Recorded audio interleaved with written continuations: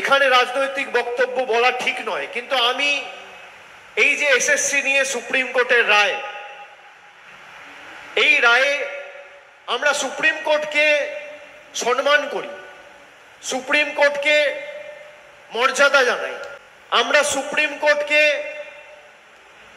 বিশ্বাস করি যে বিচার ব্যবস্থা এখনো মাথা নত করেনি এবং বিচার ব্যবস্থা নিরপেক্ষ।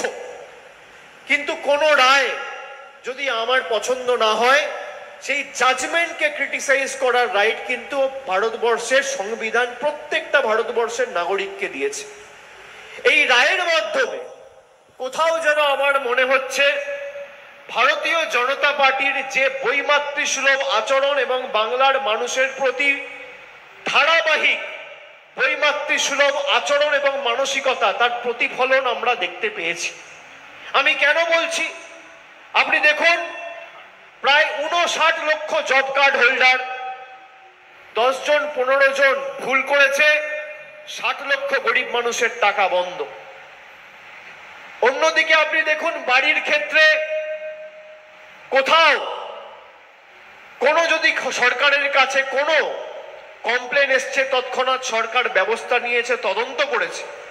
2-4 জন, 5 জন, 10 জন, 15 জন, আমি তর্কের খাতিরে ধরলাম 100 জন, 1000 জন যদি ভুল করে থাকে, তার শাস্তি সেই 1000 জনকেই দিতে হবে। আপনি 1000 জনের জন্য 17 লক্ষ লোকের বাড়ি আটকে রাখতে পারেন না। যদি অযোগ্য কেউ চাকরি পেয়ে থাকে, তার বিরুদ্ধে ব্যবস্থা হোক, তার বিরুদ্ধে তদন্ত হোক, তাকে শ্রীঘরে পাঠান, তার চাকরি যাক, তাকে টাকা ফেরত দেওয়া করান। কিন্তু কিছু অযোগ্য লোকের জন্য আপনি প্রায় 16-17 হাজার যোগ্যদের চাকরি কেড়ে নিতে পারেন না।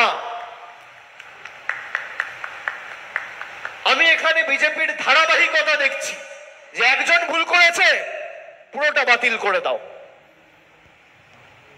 আচ্ছা বলুন তো, এই হাসপাতালে 100 জন ডাক্তার, পরবর্তীকালে 300-400 জন ডাক্তার কাজ করবে, 1000 জন স্টাফ কাজ করবে।